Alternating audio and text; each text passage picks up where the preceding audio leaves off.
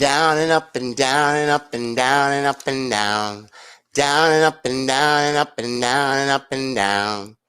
It's alright to say you want it. Get inside my dirty mind. Burns like ice the way you bring it again and again and again all night. I don't mean the partisan, non-conventional behavior. Or is it conventional? Is it the conventional wisdom? Is it the social norms? Tommy Nation Politics, guys. How's everyone doing today? Good? Like, share, subscribe to this video. Make sure www.tommynationpolitics.com. Make sure you share. We need help. Everyone needs help. Especially the partisans.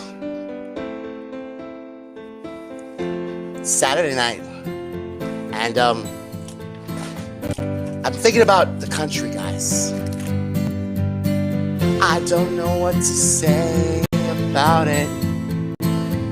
It's really a fucked up thing. How we let these parties run rampant. I can't allow it. I think I won't. Our partisan president is unacceptable. He's just a faker piece of scum, scum, scum, scum. The man's a liar, unpredictable. He's got no conscience, he's got none, none, none.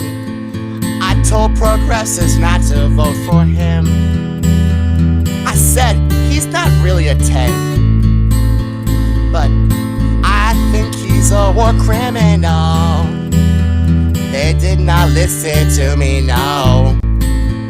Cause partisans are dumb, they be fucking up. And now we got President Joe Biden, dementia man. President Joe Biden won't give you minimum wage. He is firing people who smoked Mary Jane. It's sad. It's fucking sad, sad, sad, sad. It's fucking sad. It's sad, sad, sad, sad, sad. Joe Biden sucks. Y'all guys wanna fuck with me. I told you what happens when you're cucks, cucks, cucks, cucks. He did not give you anything for your, nothing for any of your votes, votes, votes, votes. Uh-oh, I know. Y'all look like cooks. But it is what it is, I tell you guys. I didn't think it was a surprise. Cause Joe Biden sucks, war criminal.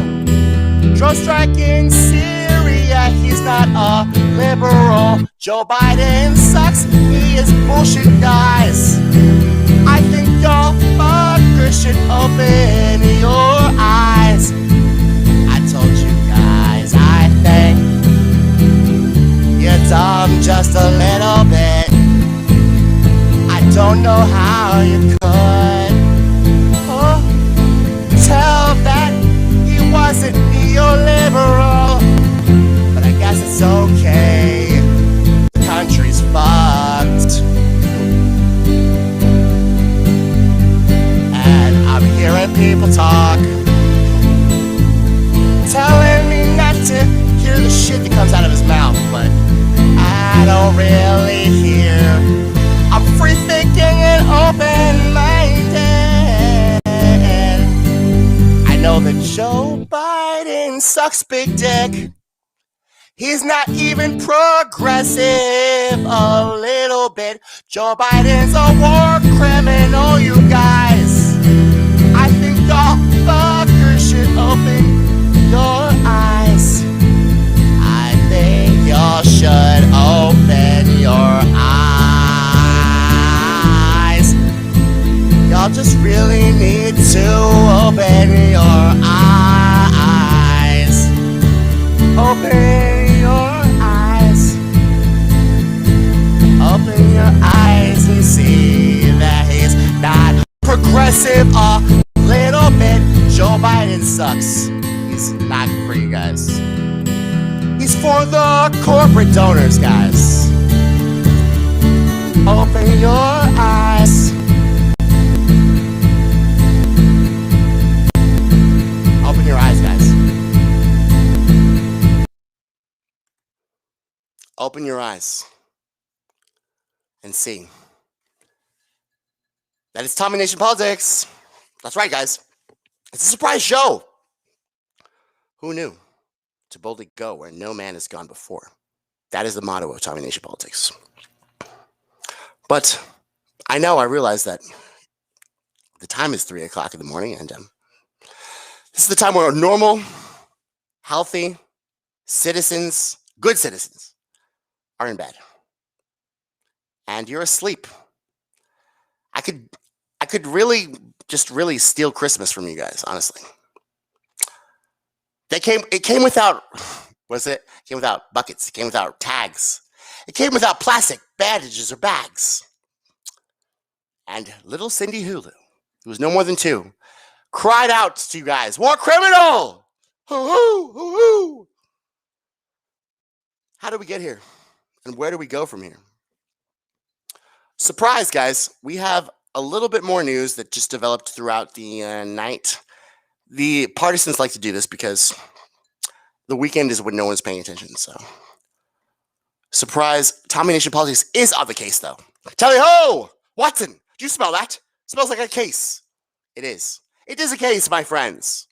And we shall go to it, where no man has boldly gone before. To chip, pip, pip, cheerio. Or as the royals say, you ain't black. Look fat. Y'all, be free thinking, innovative, totally open-minded. Please. Tommy Nation Politics.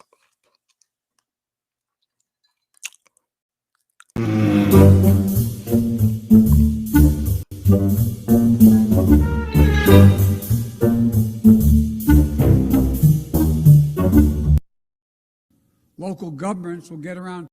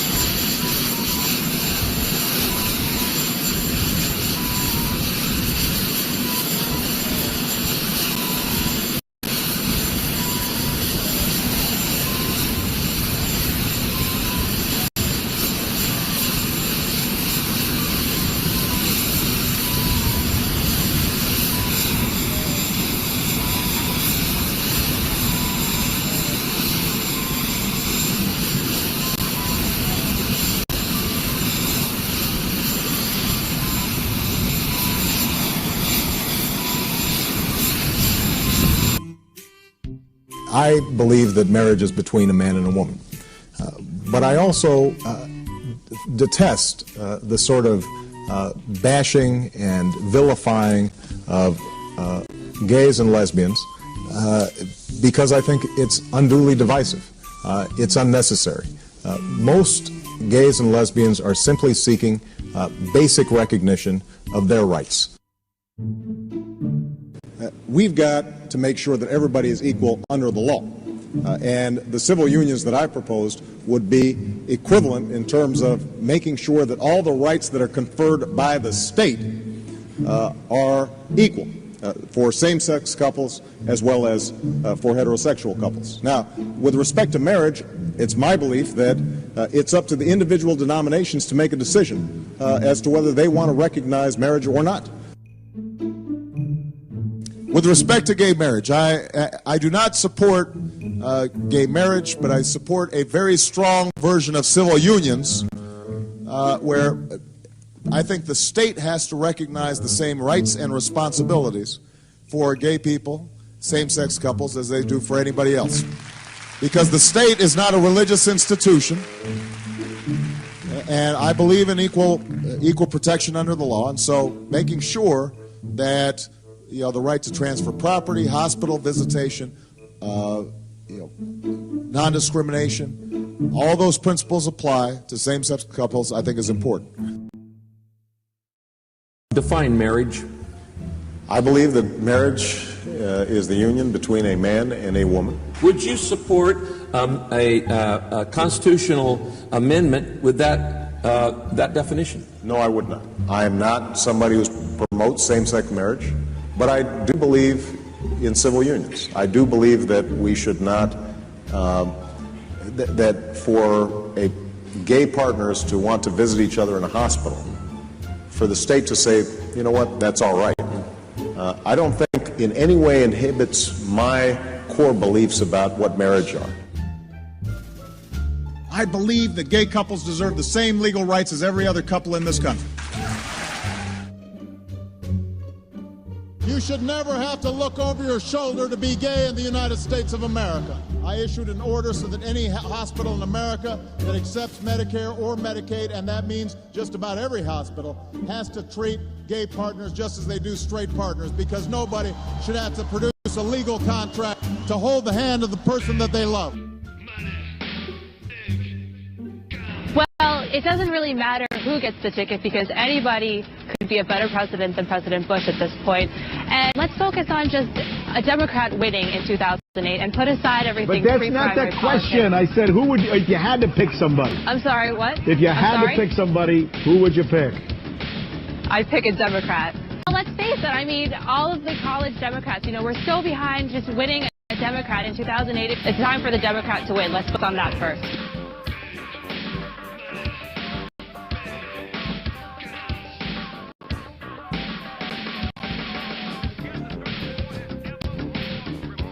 But I also got to say this. I think that the Democrats have an opportunity right now to come forward and seize this opportunity. But I think so many of them are concerned about getting votes that they're trying to see which way is going to go before they come out and take a political stand. They're all trying to reinvent themselves. None of them have any core beliefs. There's nothing you can depend on. This is like George W. Bush running in 2000 for a more modest foreign policy. There is nothing any of them believe in other than trying to get a monopoly on some kind of power in Washington. If we don't stop extending our troops all around the world in nation-building missions, then we're going to have a serious problem coming down the road, and I'm going to prevent that. These people sell off a little bit of themselves each time they stick out their hand and they agree to do something for somebody to collect the money. And by the time they're in office, there's nothing left. No wonder they have no core beliefs. Slice by slice by slice, they sell themselves away. Hillary is no different. We are faced with a really, really tough challenge of people here that want to expand the war, continue to ruin brand name America, and decapitalize this country. And I think it's time the American people wake up to the whole bunch of them, the R's and the D's alike. Had my judgment prevailed back in 2002, we wouldn't be in this predicament. I was opposed to this war from the start and have been opposed to this war consistently. But I have also said that there are no good options now. There are bad options and worse options. Let me just tell you, I think Obama has given himself too much credit for his opposition to the war. It was very convenient for him to say that he opposed it before he was elected. But since he has been a United States Senator, he has fallen right in line on every vote to continue the war, authorize the war. His voting record on the war is identical to Hillary Clinton's. It's not as though there was ever a proposal to strand those Americans halfway around the world and leave them, but the war needs to be stepped down and defunded, and he hasn't done anything to get it done. 4 of these people here will say that it's George Bush's war. It was facilitated by the Democrats. They brought the resolution up. One of them co-authored it here, standing here, and so it's George Bush's war, but it's the Democrats' war also.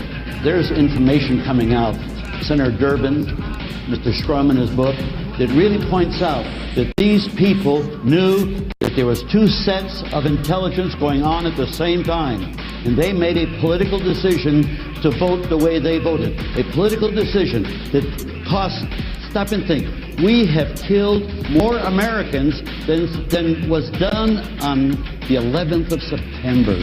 More Americans died because of their decision. And you now say there are two parties in Congress right now, big government conservatives and big government liberals, and the only difference is what they want to spend money on. So I would say that in some ways, yes, they have some differences, but in other ways, I think Republicans have grown to act just like Democrats. And I have my suspicion that whether Democrats or Republicans, they're not going to get out of Iraq even after the election, I don't care. We went in there for the control of oil. This was an oil war by George Bush. The Democrats bought into it in the Congress, and you think that they're going to give up this control of oil? Will you pledge that by January 2013, the end of your first term, more than 5 years from now, there will be no U.S. troops in Iraq?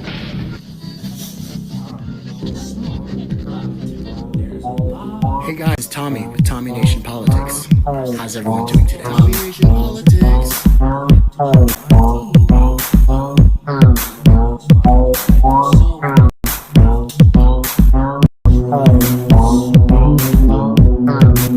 The president calling the president of Russia, maybe he thinks he's a killer. He goes on to say that Putin will pay the price for meddling in US elections. He thinks Putin is a killer. Kevin, walk me through the relationship with Russia and the United States now. This is a former vice president that used to serve for a former president who used to say that the situation with Russia was yesteryear's story. It's not anymore. President Biden, given the increased tension during the election of the last cycle, has a lot of pressure for how he's going to be dealing with Russia and obviously Ukraine as well. So for him to be using that language, for him to be taking that rhetorical approach is a clear sign of who he is aligning himself with in Congress, including the likes of some more hawkish members of his party, as well as from a foreign policy perspective, hawkish, as well as from the Republican centers as well. In addition to that, I would also note that Secretary Blinken, traveling in his first overseas trip earlier this week, making a stop in Tokyo, Japan, also putting some pressure on China.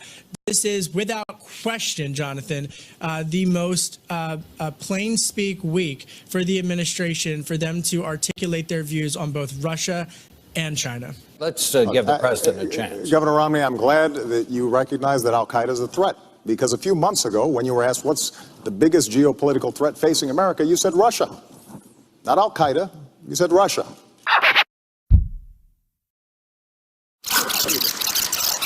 This is, without question, our #1 geopolitical foe.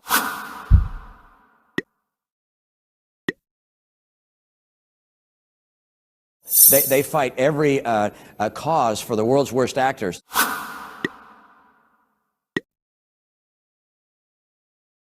The idea that he has some more flexibility in mind for Russia is very, very troubling indeed. Well, you think Russia's a bigger foe right now than, let's say, Iran or China or North Korea? Is that what you're suggesting, Governor?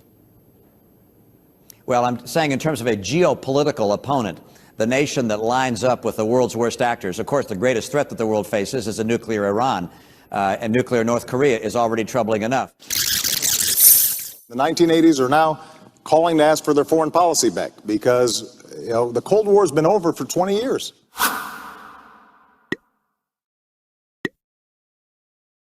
Let me talk to you about climate change, which is, as you point out, something you're passionate about. You guys did some very far-reaching environmental reforms when you really led the country in terms of setting standards and for the reduction of greenhouse gases. You did a kind of cap-and-trade system here and so on. And you, even after you left office, you were in Paris promoting the Paris Accord that was signed. You mentioned earlier that the president, you didn't support him because of his position on these issues. And to give him credit, he's held fast to that. He withdrew from the Paris Accords. The EPA is repealing many of the admission standards that came into being under the Obama, and now at war with California over its standards. Can this momentum be turned back? Well, I think it's unfortunate that he's going in that direction. And whatever the reason is, it doesn't really matter, because the fact of the matter is we have to adjust to that new environment.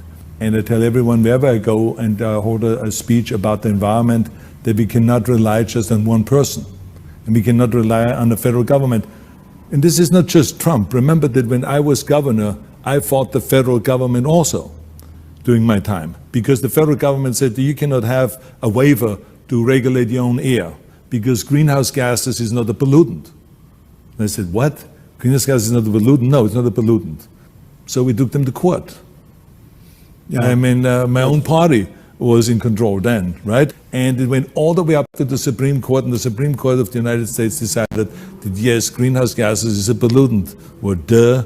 I mean, how much brain power does it take? It's crazy, because we are polluting the world, and it's not just about global climate change, but it is the amount of people that it kills every day all over the world. I mean, every year, 7 million people die because of pollution. So if the responsibility of government is to protect people, then why would I let that happen? Yeah. You mentioned that you took on Republican administrations over this issue. You know, I saw a poll earlier, a couple of months ago, and it said the single biggest issue dividing Democrats and Republicans is this one, climate change.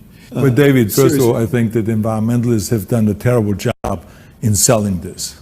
Because the more they talk about global climate change, which no one understands what that is, you know, they talk about what's going to happen 20 years from now, and the sea level rising, and the polar bear, and all of those kind of things. No one cares about that when you want to have a job and you want to bring food on the table today. Right. But what people care about is if you say, this is going to cause cancer. This is going to make your child have asthma early on. And as soon as they hear the health aspect of it, because that's how we sold it to the people in California, this is the difference. It has to be sold the right way. It has to be communicated the right way to the people, not talk about something that is happening 20 years from now, but today. Every day, 19,000 people are dying because of pollution worldwide. And this is an embarrassment that politicians and leaders cannot sit down and really fix this problem once and for all. Let me just ask you this. You said earlier, politics sucks. And I bet you there are a lot of people who are nodding. But it's important for people, if we don't have faith in this process of democracy, I know you value, it just doesn't work. But how do you restore faith in that democracy? Because all over the world we're seeing liberal democracies on the run. You're in Europe a lot. You're familiar with what's going on there. Give me a hopeful thought on this. I don't understand when you say democracy is being challenged here, because it's not, as far as I'm concerned. I think the liberal politics is being challenged here, because I think that people are sick and tired everywhere of what was going on. And you see it in Germany, you see it in Austria, you see it in Hungary, you see it in England with Brexit and all this stuff, Italy, no matter where you go. People had enough. They say to themselves, how much longer can we take of we're ringing up a huge deficit every year, huge debt?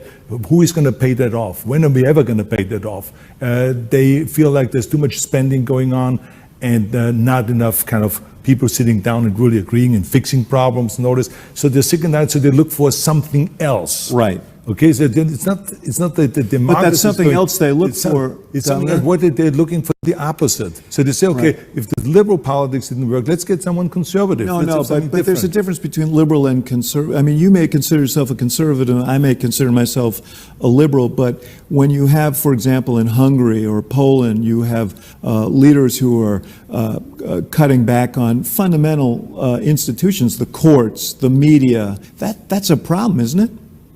Look, America sometimes makes a mistake to always think that only our rules and our way of government is perfect and the way we deal with issues.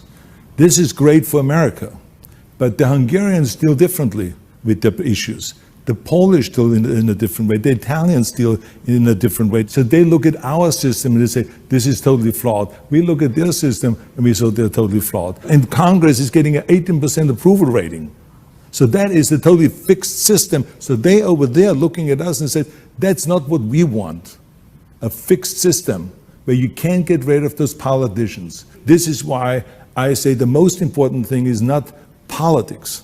The most important thing is to go and to get off your couch and to do something about it. Thank you and good afternoon. Sorry a little late, but we had an opportunity to meet with leaders of the AAPI community downstairs, and it was heart-wrenching to listen to them. As many of you know, we originally planned to hold a car rally to thank our supporters. But given the recent days, we didn't feel it was appropriate. So we canceled that rally. But we want our supporters to know we'll come back and hold that rally another trip. But today, we want to speak about something else. I said from the beginning of my campaign for president that we needed to come together, that we needed to unite as one people, one nation, one America. I said in my kickoff speech in Philadelphia, I said that very same thing when I spoke at Gettysburg. I said in my inaugural address, and I believe with every fiber on my being, there are simply some core values and beliefs that should bring us together as Americans. One of them is standing together against hate, against racism, the ugly poison that has long haunted and plagued our nation. The Vice President and I, as I said, met a little bit earlier, just before this, with leaders from the Asian American community here in Georgia. We talked about Tuesday's mass shooting, about another example of the health crisis of gun violence in this country.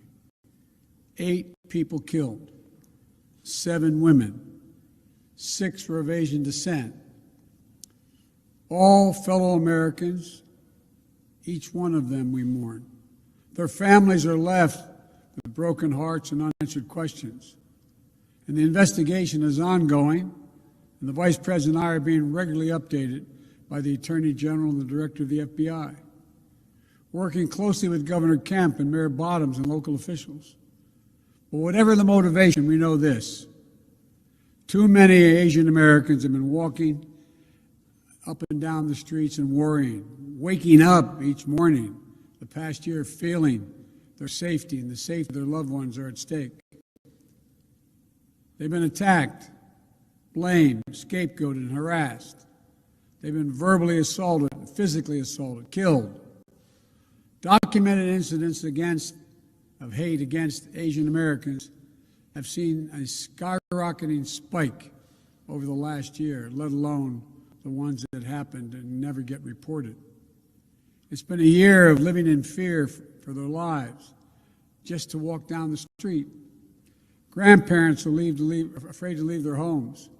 Small business owners targeted and gunned down. Attacks on some of the most vulnerable people in our nation, the elderly, low-wage workers, and women. In fact, Asian American women suffer twice as many incidents of harassment and violence as Asian American men. We're learning again what we've always known. Words have consequences. It's the coronavirus, full stop. The conversation we had today with the AAPI leaders and that we're hearing all across the country is that hate and violence often hide in plain sight. It's often met with silence. That's been true throughout our history. But that has to change because our silence is complicity. We cannot be complicit. We have to speak out. We have to act.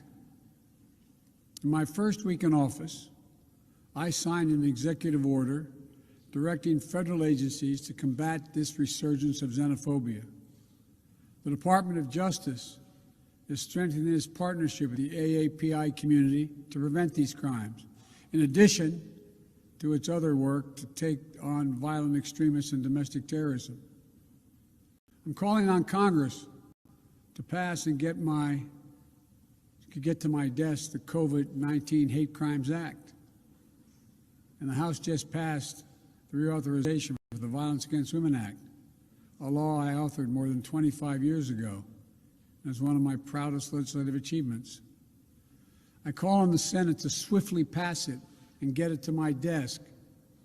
But for all the good that laws can do, we have to change our hearts. Hate can have no safe harbor in America. It must stop. And it's on all of us together, to make it stop. Something else should bring us together, and that is a belief in science. Science isn't something that should divide us. There's nothing political about it. There's nothing partisan about it. One of America's best examples of commitment to science is headquartered right here in Atlanta, the Center for Disease Control and Prevention. The CDC represents the best of this nation, brilliant minds, deep faith in science, and a strong commitment to public service. We came here to thank them for all the work they do, and especially the work they've done over the course of this pandemic. We owe them and their families our gratitude. We wanted to convey to them the absolute commitment to give them everything they need to do their work and get it done, free of politics and guided by science. And because of them, we're making real progress. We just met my goal of administering 100 million shots before my first 100 days in office. We did it in about 60 days. We're not stopping now. The American Rescue Funds, more vaccines, more vaccination centers, and more increase in testing. It's going to help us accelerate our nationwide effort to reopen schools safely. Last week, I directed all states, tribes, and territories to make all adults eligible to be vaccinated no later than May 1. But while this is a time of optimism, it's not a time for relaxation. I need all Americans to keep doing your part. Wash your hands, stay socially distanced, keep masking up as recommended by the CDC. Stay away from Tara Reid. And get vaccinated when it's Stay away from her. None of this is political. Stay away from her. It's all science-based. But now is not the time to let our guard down. That's science-based as well. In the last week, we've seen increases in the number of cases in several states. Things may get worse as new variants of the virus spread. That's why we need to vaccinate as many people as quickly as we possibly can, because it's the best thing we can do to fight back against these variants. We have to beat this virus. We have to, and we will. But we'll do it by setting aside politics and embracing science. Another subject, the right to vote. That should bring us together as well. But it now divides us. This is a democracy. The right to vote is fun. The fact that there was a record turnout in America in the last election, in the midst of a pandemic, should be something we celebrated, not attacked. The fact that you held a free and fair election that stood up to recount after recount, court case after court case, is something you should be proud of. Workers, your election workers, your volunteers, your local officials, your state officials, your courts stood up to the immense pressure with character and integrity, helped save our democracy. And this country will long be grateful for it. But as this state, home to Martin Luther King and John Lewis, knows better than most, the battle for the right to vote is never over. And it's not over here in this state of Georgia. So we're in a fight again. It's a fight we need to win. Because if anyone ever doubted that voting matters, Georgia just proved it did. If anyone ever wondered if one vote counts, Georgia just proved it 1,779 times. And if anyone ever wondered if voting can change a country, Georgia just proved it can.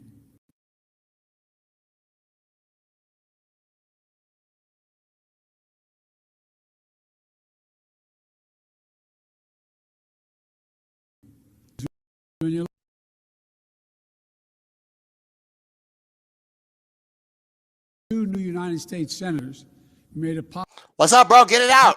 Get that shit out, bro. You know the thing. Landmark Look, legislation buddy. will not only meet the emergency rim, We're black. but transform this nation. Transform that shit. Starting with this. Those folks who either already have or will soon have $1,400 in their pockets. You can thank Senators Warnock and Ossoff. But for their votes, it would not have happened. What does that mean? It means 85% of the households in America will get that money. Here, 88% of all adults and 88% of the children in this state will get that $1,400 as well. Let's add it up. Typical family, 2 parents, 2 kids, earning $100,000 a year, each will get $1,400. That's $5,600 for that family that's in distress, trying to figure out how to pay their mortgage, pay their rent, keep food on the table. And that's not all. There's something called a child tax credit. What that basically means is you get a tax credit for every child you have. The American Rescue Plan expands that credit. It means that families of over 2 million children in Georgia will be eligible for an increase in that child tax credit of $1,600 per year per child. And it's going to be delivered on a regular basis. So starting this summer, families with young kids will get $300 a month per child. This is going to lift 177,000 children in Georgia out of poverty. The American Rescue Plan expands. $300 a month is going to actually lift people out of poverty.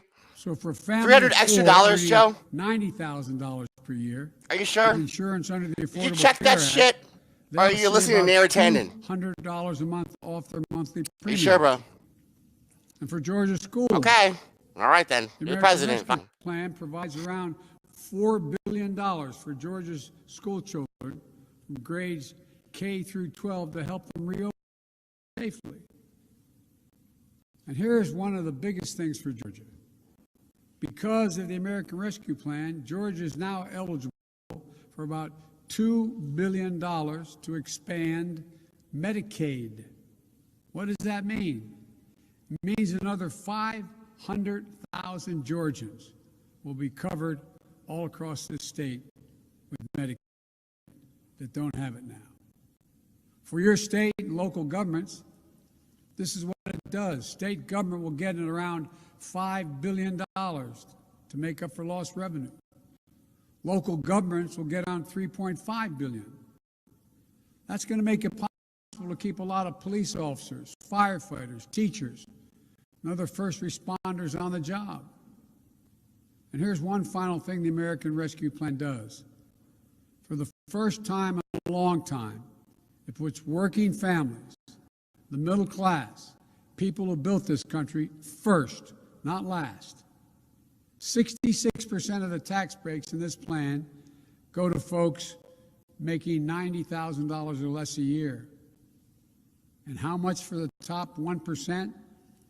Where 83% of all the tax cut that was Trillions and trillions and trillions and trillions and trillions. Zero. Top 1% get zero. But the American Rescue Plan isn't only about putting money in the pockets, people's pockets. Are you It sure, also Joe? Because I read that expands for shit. economic I read growth in it, though. And That's why major okay, I'll just wait till you're economists, finished. left, My bad. right, and center support this plan. Even Wall Street agrees. According to Moody's, this law will help. Wait, even Wall Street agrees? What are you? What? Even Wall Street agrees? By the end of the year. Wall Street?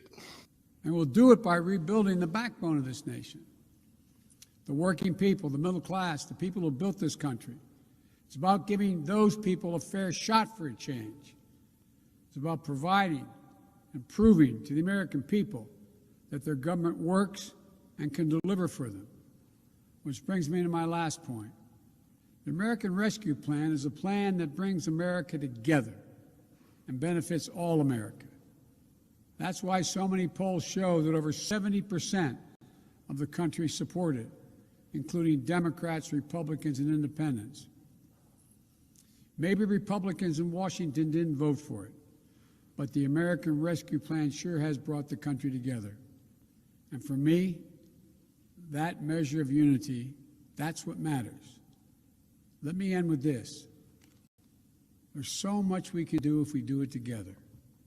If we remember who we are, if we stand together against hate, once again believe and invest in science, we stand up for the right of all Americans to vote and have access to voting.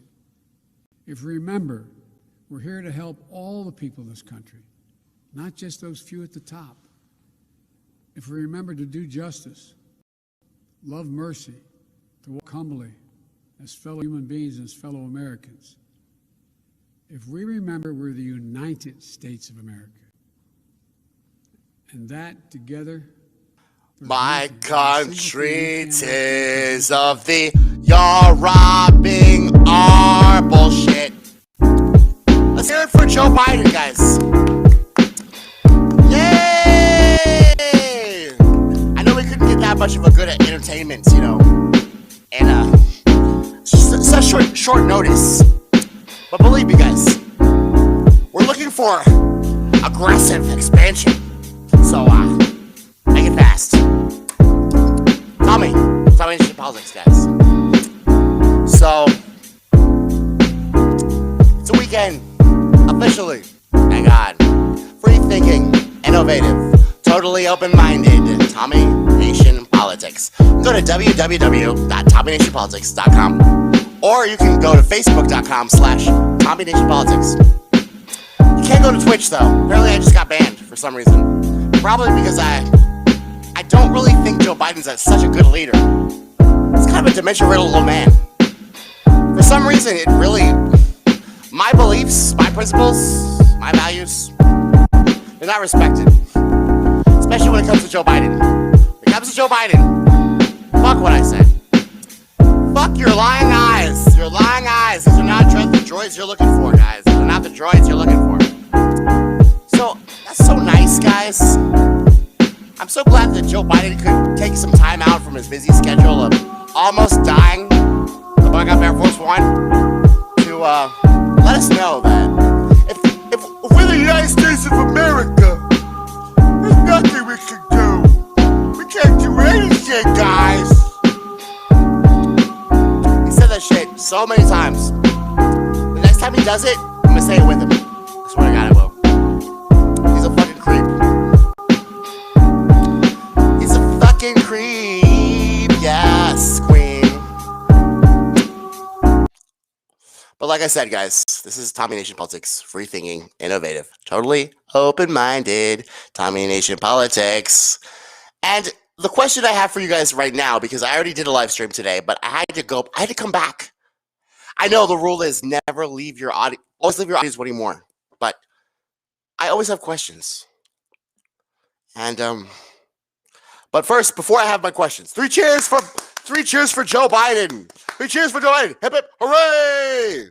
He brought the country together, didn't he? Didn't he bring the country together? Oh, no, we're still polarized. 8 million people slipped into poverty? Really?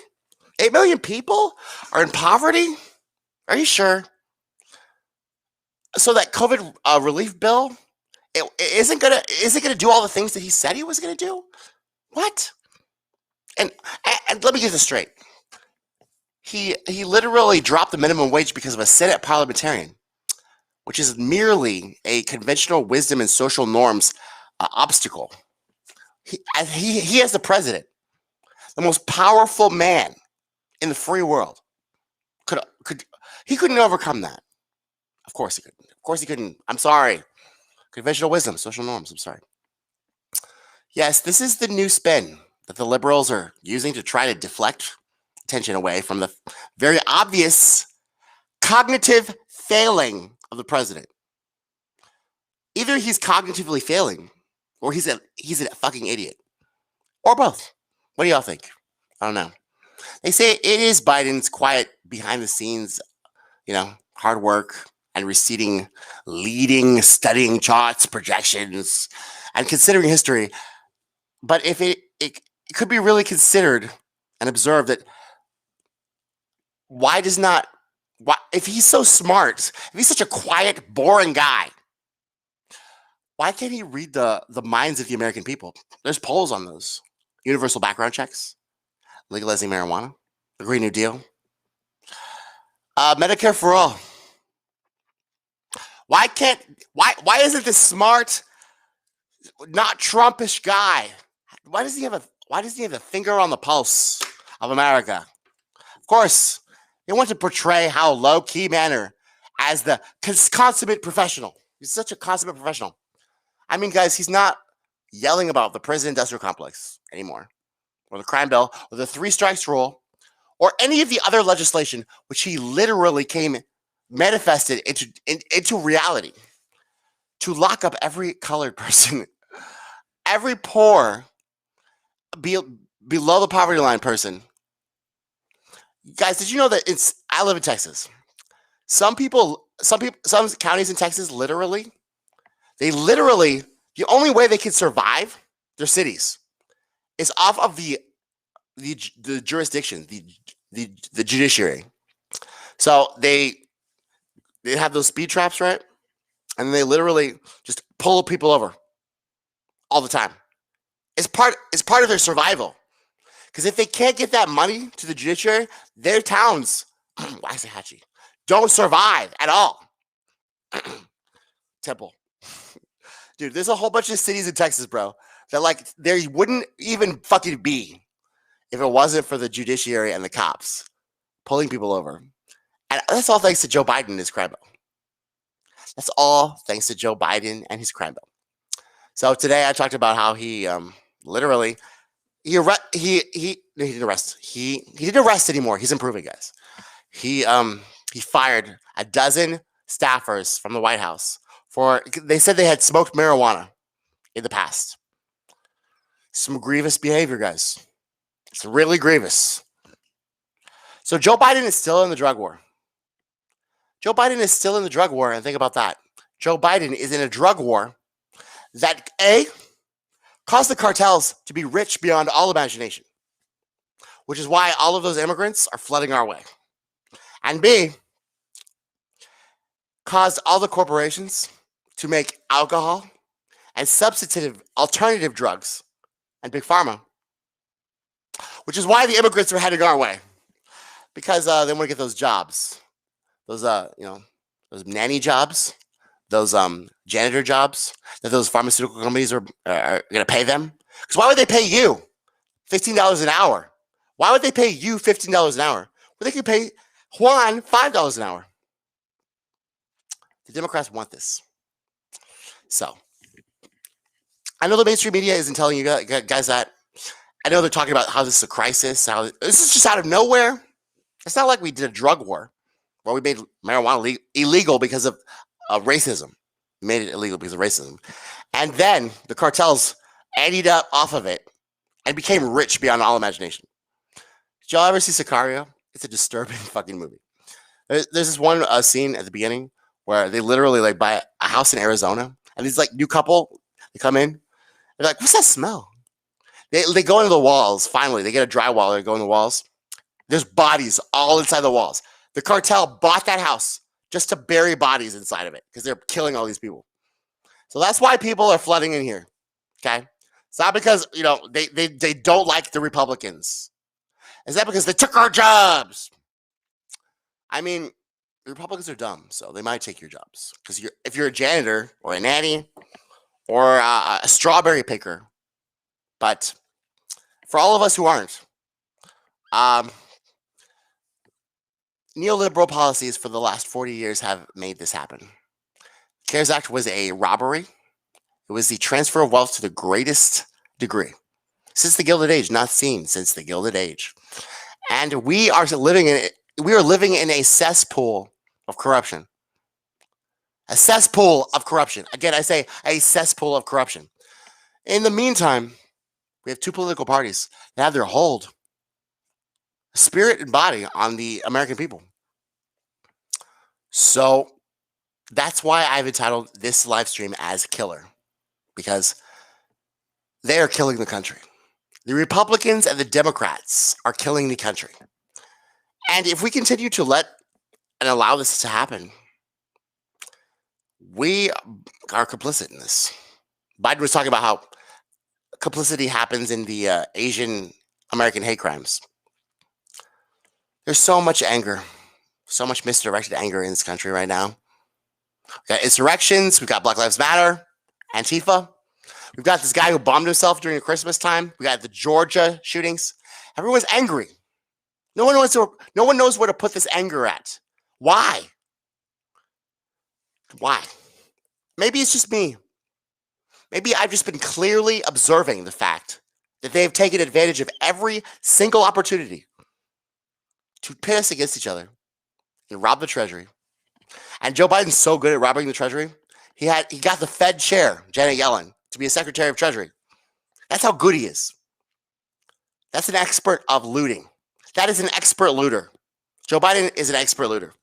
He's an expert looter, a warmonger, a racist, a megalomaniac, and a narcissist. He's a creep, guys.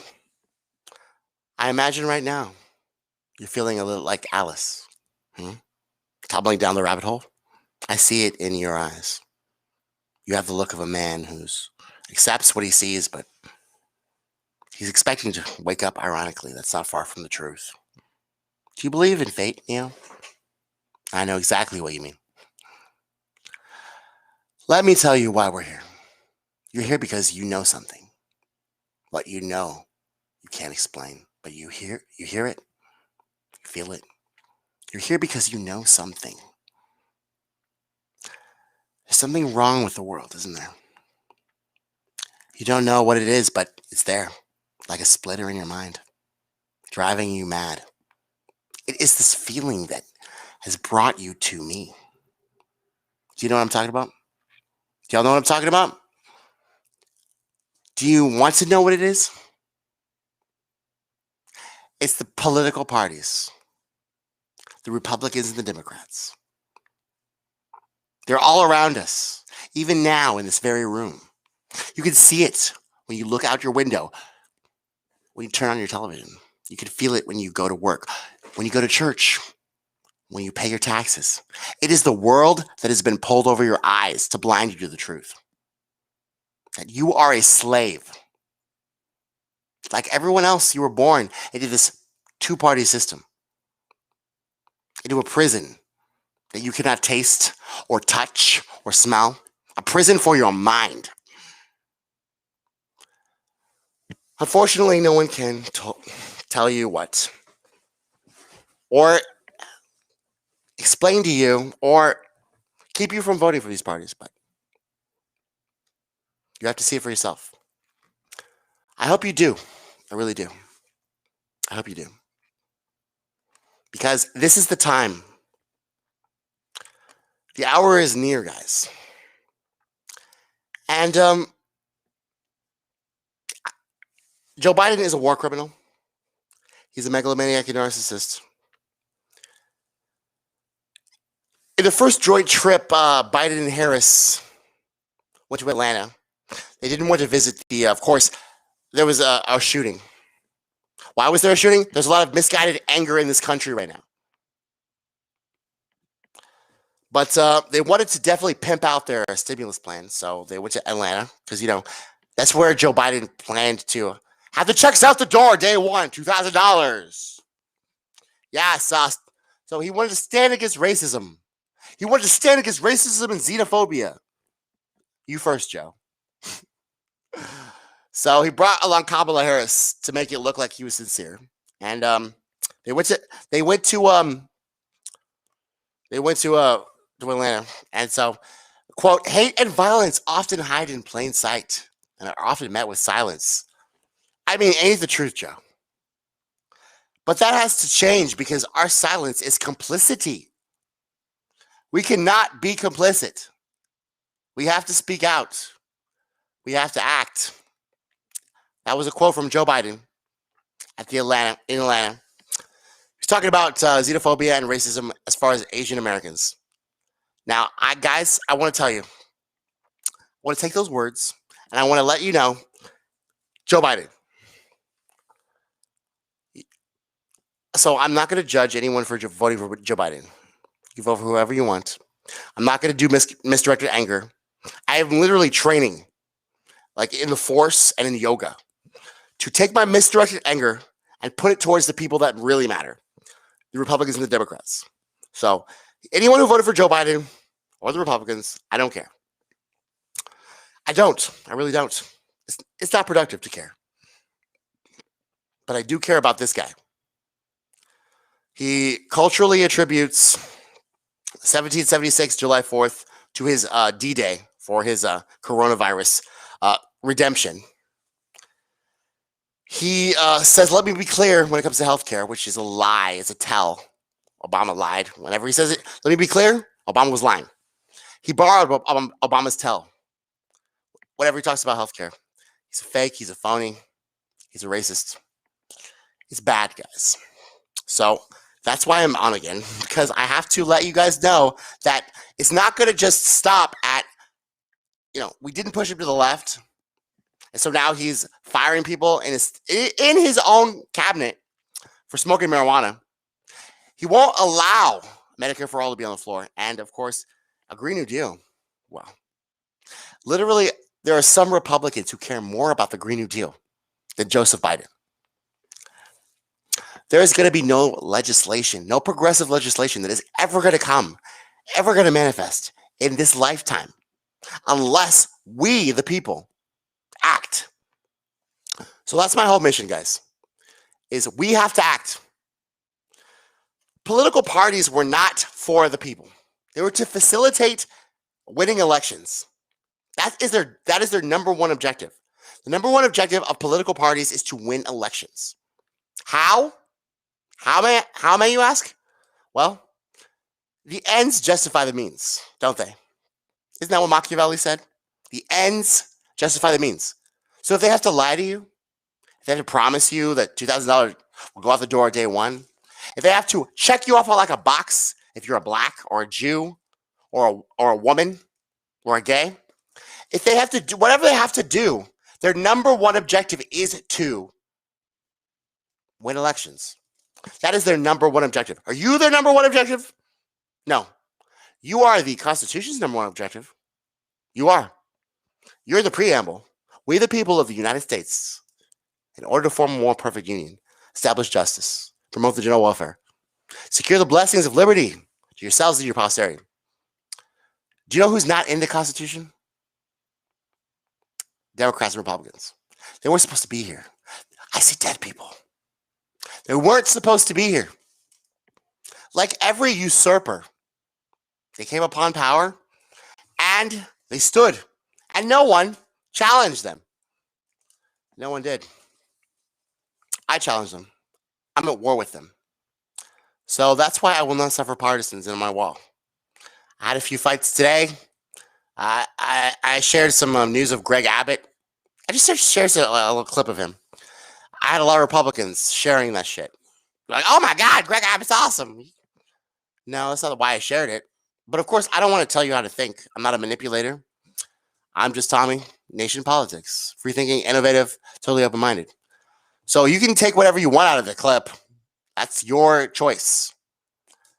But what I will not suffer, because this is my country too, I will not suffer the ugliness and misdirection of partisan anger. I will not suffer the partisans doing the bidding of these two parties. and being ugly and disgusting to leftists or rightists, whoever they want to talk to. The only people that we should be angry about, the only people we should be mad at are the Republicans and the Democrats. If you don't see that by now, I don't understand. And you guys, if you're watching, please help me to understand so I can better communicate that the only people we need to be mad about are the people who have been robbing us since March, the people who have let 10 cities be in San Francisco, the people who have let people have not health care in a pandemic, the people who have literally promised you things and then went back on their promises, the people who only want to get elected. Their number one objective. I looked it up. This is Oxford Dictionary of political parties. You ready for the definition of political parties, guys? A team of politicians whose goal it is to win control of government. Let me say that again. A team of politicians whose goal it is to win control of government. Are you in that? Are you interested in that? Are you? No, they're not. Sorry to tell you this. They're not in there. You're not in there. You know what it is in there? Power, wealth, success, fame. They will lie to you every single second if you achieve their objective. And so far we have. So, literally, it's becoming like a vendetta. Y'all ever see Kill Bill? I'm about to become like that shit. I'm about to get a Hanzo sword, bro. Where's Bill? Where's Bill? There's only two parties responsible for all of the misery in our lives. All of it. All of it. All of it.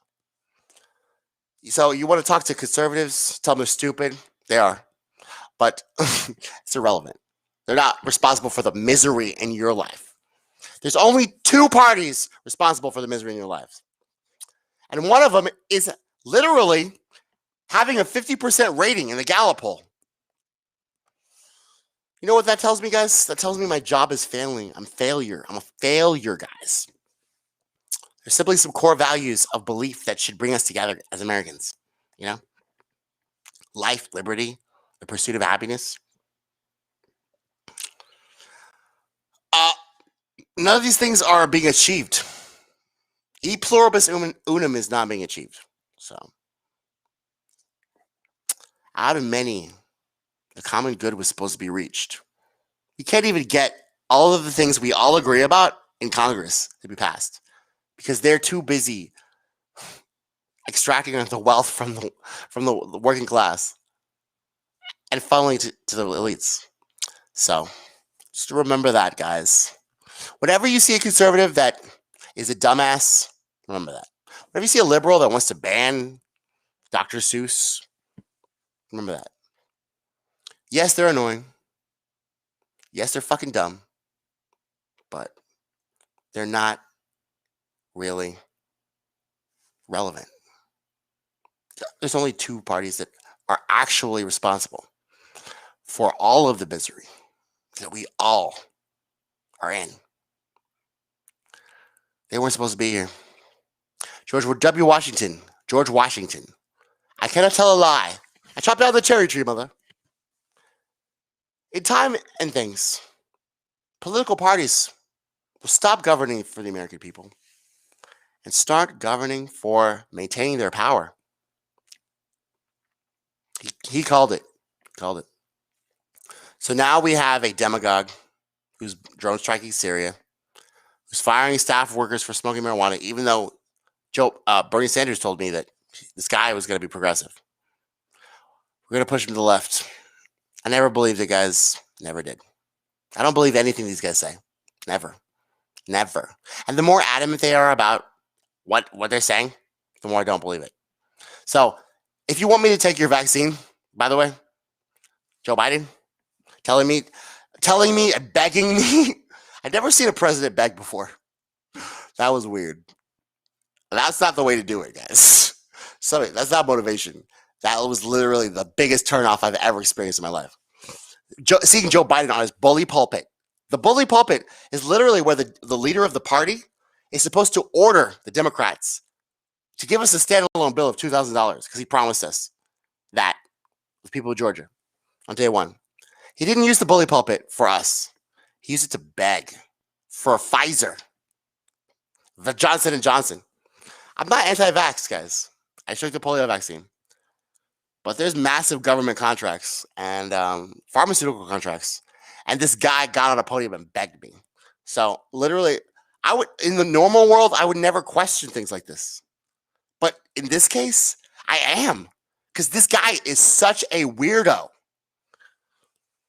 And for some reason, everyone's going along with it. So, I mean, I don't know. If you have a good argument to take this vaccine, let me know.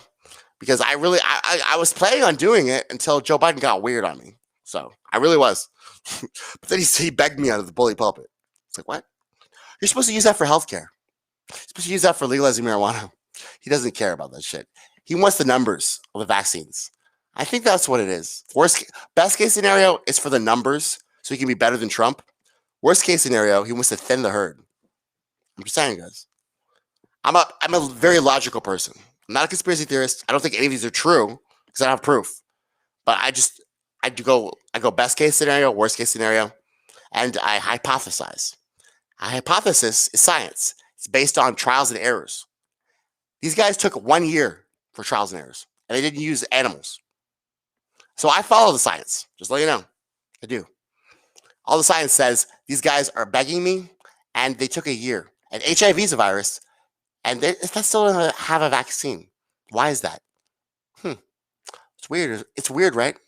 Why is Joe Biden begging me and telling me he's going to come to my house? It's weird, right? So can someone please answer me those questions before I take this vaccine? I would like to know that. Then I have that peace of mind. I'm not a partisan. I'm a free-thinking, innovative, totally open-minded person. And it might be easy for you partisans to just go along and put things in your fucking blood system because, your leader said it. But I'm different. I need logical reasons. And my logical reason was, it's a virus. I need a vaccine. But then he started getting weird. Joe Biden single-handedly made me doubt this vaccine. Just to let you know. Just to let you know. So if anybody says you're a conspiracy theorist, no, I'm not. I just looked at Joe Biden, and he was begging me. I've never seen a president beg before. I have never seen a president beg before. Never. I don't think any president has. This is a new thing. This is a new thing. So what does that mean? That's what I want to know. And before I take this vaccine, I want to know what does that mean? That's all I'm saying. So, guys, it is now late. I got some pizza left. I'm going to eat it. It's a weekend. Be free-thinking, innovative, totally open-minded. Thanks for coming to the show. I love you guys. Peace.